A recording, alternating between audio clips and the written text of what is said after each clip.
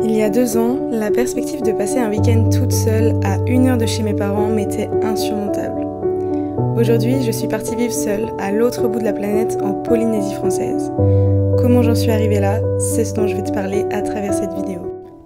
Salut, moi c'est Lisa. Je me balade partout avec ma caméra et ce que je préfère dans les voyages, ce sont les lieux loin de l'homme où la nature a presque tous les droits. Le mois dernier, j'ai donc déménagé au milieu du Pacifique pour terminer mes études et je te documente toutes mes aventures sur cette chaîne. Alors si ça t'intéresse et que mon contenu te plaît, n'hésite pas à t'abonner, comme ça tu ne louperas rien des prochains épisodes.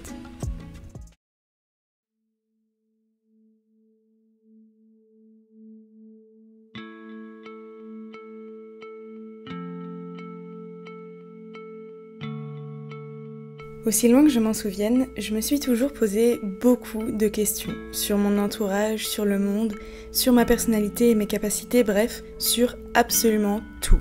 Je pense qu'on peut dire que je fais partie de cette catégorie de personnes dont le cerveau est en constante ébullition et ne s'arrête jamais.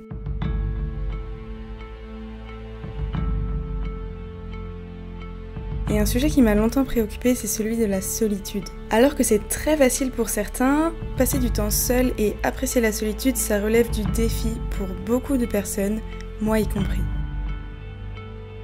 Et comme j'adore les challenges et que je cherche toujours à repousser mes limites, j'ai voulu savoir ce que j'étais capable de faire seule.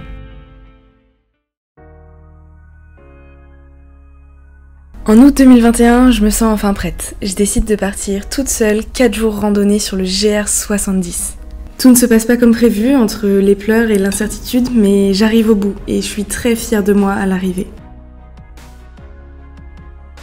1 an plus tard, en juillet 2022, l'aventure me manque, mais les volontaires pour m'accompagner aussi. Alors je décide de me lancer dans mes premiers bivouacs en solo. Je suis tellement terrifiée que je ne ferme presque pas l'œil de la nuit dans ma tente, mais à la fois je suis tellement excitée et tellement heureuse de l'avoir fait.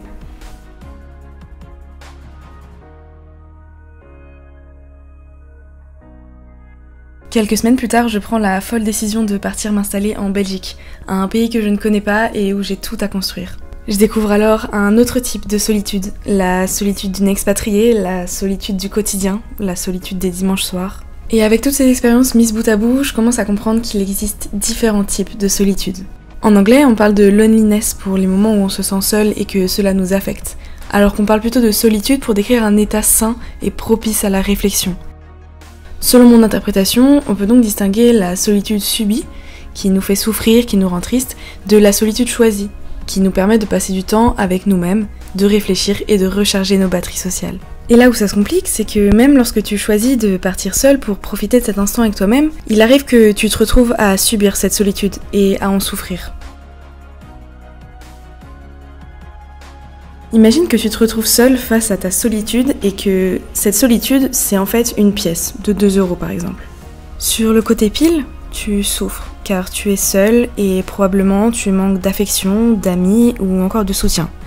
Mais si tu retournes la pièce sur le côté face, alors là tu te sens en paix, tu es capable de réfléchir à tes actions, d'écouter tes pensées et de discuter avec toi-même. Dans les 2 cas, tu es seul, mais soit tu subis et tu souffres, soit tu choisis et tu profites de cette solitude. Ce qui te fait souffrir, ce n'est donc pas le fait d'être seul en soi, mais c'est plutôt ce sentiment de manque, comme si tu n'étais pas assez et que tu avais forcément besoin de quelque chose extérieur pour aller bien.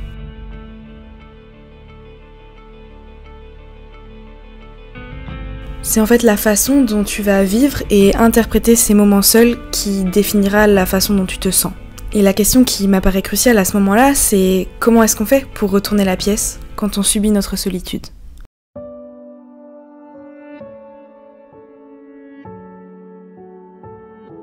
Il y a quelque chose qui est fondamental et qu'on a beaucoup trop tendance à oublier, je trouve, à un point que c'est parfois effrayant.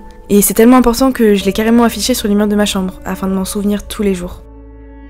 En réalité, on n'est jamais seul, parce qu'on s'assoit même. Je m'ai moi-même. Je suis là pour moi plus que quiconque ne pourra jamais l'être. Je suis la personne qui ne pourra jamais manquer, puisque je serai toujours là, avec moi. J'ai mis plus de 4 ans à le comprendre, et honnêtement, je dois encore me le rappeler très régulièrement. Et je pense que ça prendra du temps. Mais je t'assure que quand tu touches du doigt ce sentiment, ta perspective sur la solitude va complètement changer.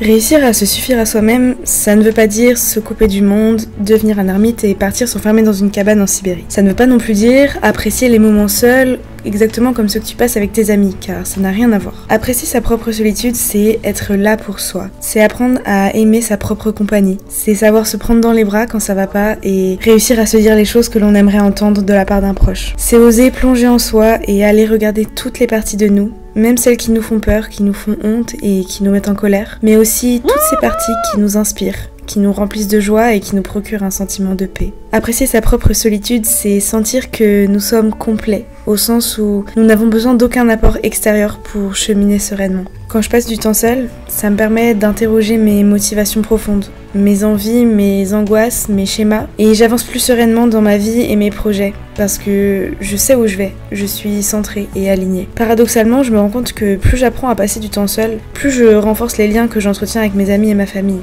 En fait, je me sens plus forte quand je fais des trucs seule. Et du coup, j'ai super hâte de voir mes proches pour tout leur raconter, pour leur dire à quel point ça me fait du bien et à quel point je pense que ça ferait du bien à tout le monde de réussir à passer du temps seul de temps en temps. Et quand je perds ces moments seuls, je me rends compte que je perds ma capacité à réfléchir et à faire des choses selon mes valeurs. J'ai l'impression que je me laisse facilement emporter, influencer. Je vais faire des choses qui me ressemblent pas forcément. Comme si je me faisais embarquer dans un courant et que j'avais plus vraiment le contrôle sur ma vie. Alors j'ai bien conscience que tout ce que je te dis, ça peut paraître un peu abstrait et difficile à appliquer. Et en réalité, je doute qu'il existe une recette magique. Commencer par des petits pas, ça m'apparaît comme la solution la plus douce, parce que c'est ce que j'ai fait. Mais certaines personnes auront besoin d'un gros changement et de partir seule pendant des mois pour réussir à appréhender cette solitude. Mais peu importe la méthode que tu choisis, j'aimerais que tu gardes à l'esprit que dans tous les cas, il y aura forcément des moments où ta solitude, choisie au départ, sera sûrement vécue comme un manque. Ou en tout cas, tu risques par moments de souffrir de cette solitude. Je suis convaincue que c'est inévitable. Et le défi, il réside dans le fait de réussir à jongler avec ces phases inconfortables, d'accepter de les vivre, tout comme tu acceptes au quotidien de vivre des émotions inconfortables telles que la colère, la tristesse ou encore la jalousie. Accepte de vivre ces moments tout en étant un soutien à toi-même. Et ce soutien, tu ne dois pas hésiter à aller le chercher à l'extérieur quand tu le peux. Si ça ne va pas, pourquoi ne pas appeler un ami ou un parent? Ce n'est pas parce que tu apprends à passer du temps seul que tu ne peux plus compter sur les autres soudainement. Bien au contraire. Quand tu as appris à marcher ou à faire du vélo, je doute qu'on t'ait lâché comme ça dans la nature et dit de te débrouiller tout seul. On t'a accompagné jusqu'à ce que tu y parviennes par toi-même. C'est pareil avec la solitude. Donner le meilleur de toi-même et être soutenu par son entourage quand c'est possible, ça te permettra d'aller à ton rythme et d'apprécier les moments passés avec toi-même. En tout cas, c'est tout ce que je te souhaite. J'espère que cette vidéo t'a plu et j'espère que mes mots résonneront chez toi. Je te remercie du fond du cœur d'être resté jusqu'ici et je t'invite, si ce n'est pas déjà fait, à t'abonner à la chaîne. Comme ça, tu ne louperas rien des prochaines vidéos et moi je te dis à la semaine prochaine.